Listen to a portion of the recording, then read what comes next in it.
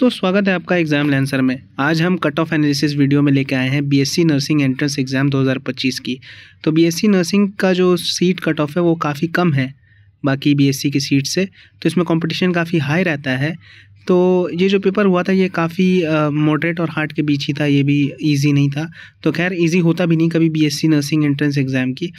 और इसमें मैं वीडियो स्टार्ट करने से पहले आपको एक और बात बताना चाहता हूँ कि अगर आपका मान लीजिए आपके कट ऑफ सेगमेंट से थोड़ा सा कम आ रहा है नंबर, या फिर समझ लीजिए कि 5 मार्क्स 4 मार्क्स का डिफरेंस है, तो आप दिल छोटा ना करें। अभी भी बहुत सारे क्या होते हैं कि जो सीट्स होती है वो अनफिल्ड रह जाती है। उसकी वजह से क्या होता है कि लिस्ट आती है, फिर 1-2 उसमें क्या होता है सिलेक्शन आपका हो जाता है अगर कोई सीट छोड़ दे तो आपको निराश नहीं होना है, आपको पूरा कॉन्फिडेंट रहना है और इस चैनल को सब्सक्राइब करके रखना है ताकि जब भी मैं कोई ऐसी इन्फॉर्मेशन लाऊं तो आपको पता चले। तो खैर हम इसके सीट्स के एनालिसिस के बारे में चलते हैं। तो बीएससी की देखिए, आप जैसे जानते हैं कि जनरल की 45 है और पिछले साल से सेल्फ फाइनेंस में 10 सीट ऐड कर दी गई है। तो जनरल और सेल्फ फाइनेंस में क्या फ़र्क है, आपको ये भी बता दूं कि जनरल में जो सीट्स होती हैं उसके लिए क्या होता है कि आपको स्पेसिफिक हॉस्टल अलॉट किया जाता है, आपको कैंटीन वहाँ पे होता है, मेस होता है, तो सारे जो है चार्जेस बहुत कम लगती हैं, हॉस्टल के भी चार्जेस बहुत कम लगते हैं। और सेल्फ फाइनेंस में आपको क्या है, अपने पैसे से सिर्फ आपको वहाँ पढ़ने के लिए जाना है और बाकी जो आपका एडमिशन चार्ज है वो भी ज़्यादा लगता है जो कि जनरल सीट में कम लगता है। और बाकी आपको रहना और खाना वो अपने वहाँ पे कोई भी लोकल अपार्टमेंट में आपको या फिर हॉस्टल्स में आपको रहना पड़ेगा। तो एमयू की तरफ से कुछ ऐसा नहीं दिया जाता है कि आपको कोई हॉस्टल अलॉट होगा। तो खैर ये रहा दोनों के बीच में फ़र्क। अब 45 से लेके 10 है तो समझ लीजिए आप 55 सीट्स हैं इसमें टोटल। तो अब हम आते हैं कट ऑफ क्या रहेगी। तो सबसे ज़्यादा यही प्रॉब्लम रहती है कि आदमी को, जो भी स्टूडेंट्स हैं वो कट ऑफ के बारे में पूछते हैं। तो बीएससी नर्सिंग का कट ऑफ जैसे कि आप देख सकते हैं कि एक्सपेक्टेड कट ऑफ यही है जो कि रहने वाली है।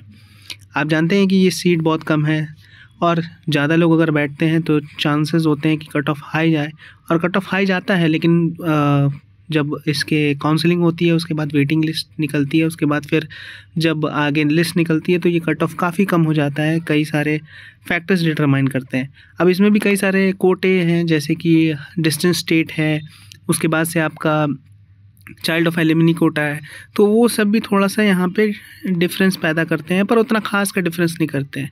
खास का डिफरेंस यही पैदा करता है इंटरनल और एक्सटर्नल का मामला। इंटरनल और एक्सटर्नल में ही नंबर का फासला होता है, बाकी वो जो आपके रिजर्वेशन कोटे हैं उसमें ज़्यादा फ़र्क नहीं होता। तो एक्सटर्नल जनरल का आप देख सकते हैं कि यहाँ 62 जाएगा, एक्सटर्नल ओबीसी का कट ऑफ जाएगा 60, एक्सटर्नल एससी एसटी का कट ऑफ जाएगा 58 और इंटरनल जनरल का 56। तो देखिए एक्सटर्नल जनरल और इंटरनल जनरल में ज़्यादा फ़र्क है। समझ लीजिए कि आप 6 नंबर का फ़र्क है। इंटरनल ओबीसी में 54, इंटरनल एससी एसटी में 51, यानी कि सबसे कम। तो ये जो है ये फर्स्ट लिस्ट का जो कट ऑफ है ये मैं बता रहा हूँ आपको। ऐसे आगे जाके फिर जब काउंसलिंग होता है उसके बाद फिर और लिस्ट आती है जिसमें सीट्स खाली हो जाती हैं, तो उसके लिए भी मैं अलग से वीडियोस लाता रहूँगा, आपको इन्फॉर्म करते रहूँगा। तो एमयू से रिलेटेड कोई भी अपडेट हो मैं इस चैनल पे लेके आ रहा हूँ, तो आप सब्सक्राइब कर लें इस चैनल को। बाकी ये रहा कट ऑफ और ये कट ऑफ ही जाएगी मेरे अंदाजे से। तो खैर इसी वीडियो के साथ इसी इन्फॉर्मेशन के साथ हम इस वीडियो को ख़त्म करते हैं। आपका बहुत बहुत शुक्रिया इस वीडियो को देखने के लिए, और आगे कोई भी ऐसी वीडियोस में लाऊं तो उसे आपको सबसे पहले अवेल करने के लिए आपको इस चैनल को सब्सक्राइब करना पड़ेगा। तो थैंक यू वेरी मच, मिलते हैं अगले वीडियो में।